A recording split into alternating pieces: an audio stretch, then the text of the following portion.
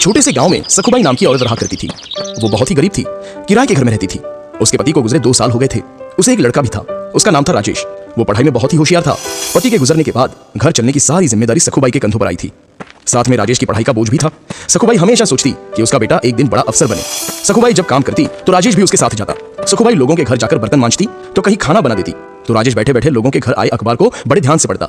एक दिन जब राजेश अखबार पढ़ने लगा तो एक मालकिन ने बड़ी गुस्से से कहा, अरे राजेश, अखबार पढ़ के क्या तू बड़ा अफसर बन जाएगा? इससे अच्छा तो माँ के काम में हाथ बटा, कम से कम उससे कुछ मदद तो हो जाएगी। इस पर राजेश बोला, मालकिन, मुझे बड़ा अफसर बनना है, कलेक्टर बनना है। हम किताबें नहीं ले सकते, इसलिए ज्यादा ज्ञान के लिए मैं अखबार पढ़ता हूँ। मालकिन बोली, तुम और कलेक्टर शक्ल देखी आपने? और मालकिन जोर जोर से हंसने लगी। सखुबाई को यह बात बहुत बुरी लगी और वो दोनों वहां से चले गए। फिर सखुबाई ने शादियों में रोटी बनाने का काम शुरू किया। वो अकेली ही 15-20 किलो की रोटियां बनाती थी।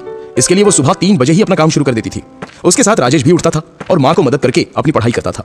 एक दिन अचानक मकान मालिक उनके पास आए और बोले, क्या सखुबाई, तुम और तुम्हारा बेटा 3 बजे ही उठ जाते हो और ये लाइट जलाते हो? बिजली का बिल ज्यादा आ रहा है तुम्हारी वजह से। एक तो बिल ज्यादा दिया करो या फिर कमरा खाली कर दो। और मकान मालिक गुस्से से वहां से चले गए। फिर राजेश ने लालटेन जलाई और पढ़ाई करने लगा। माँ भी उस प्रकाश में रोटियां करने लगी। ऐसे ही राजेश ने अगले कुछ साल जी लगाकर पढ़ाई की और क्लास में हमेशा अव्वल आने लगा। राजेश की लगन देखकर अगली पढ़ाई के लिए उसके गुरुजी ने उसे दिल्ली जाने की सलाह दी और खुद खर्चा उठाने की जिम्मेदारी ली।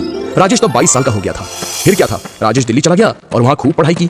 वो घंटों लाइब्रेरी में किताबें पढ़ता रहता। फिर एक दिन जब एग्जाम का टाइम आया, जाते जाते किसी गाड़ी वाले ने उसे ठोक दिया। राजेश जमीन पर गिर गया। उसके सिर और बाएं हाथ को चोट आई। अब वो सोचने लगा, मेरे बाएं हाथ में चोट लग गई है और सिर से खून भी बह रहा है। इस हालत में अस्पताल जाऊं या एग्जाम देने? अगर अस्पताल गया तो मेरा ये पूरा साल बर्बाद हो जाएगा और मेरे लिए मुमकिन नहीं है ये। फिर दिल्ली में रहने का मेरा खर्चा भी कौन उठाएगा? मेरे सिर्फ बाएं हाथ पर चोट लगी है, पर दायां हाथ तो अभी अच्छा है। मैं इस हाथ से एग्जाम दूंगा। और फिर राजेश वहां से सीधा परीक्षा केंद्र गया और परीक्षा दी। परीक्षा देने के बाद राजेश अस्पताल में भर्ती हुआ और इलाज करवाया। राजेश ने अस्पताल में भी पढ़ाई जारी रखी और इंटरव्यू अटेंड किया। फिर कुछ दिन के लिए राजेश माँ के पास गाँव वापस चला गया। कुछ दिनों बाद रिजल्ट के दिन माँ ने अखबार खरीद कर लाया और राजेश को परिणाम देखने को कहा। राजेश ने रिजल्ट देखा तो उसने जोर से चीख निकाली, माँ, मैं पास हो गया, तुम्हारा बेटा अफसर बन गया, मैं कलेक्टर बन गया हूँ माँ। ये सुनते ही माँ की आंखों से आंसू आ गए और वो दोनों रोने लगे।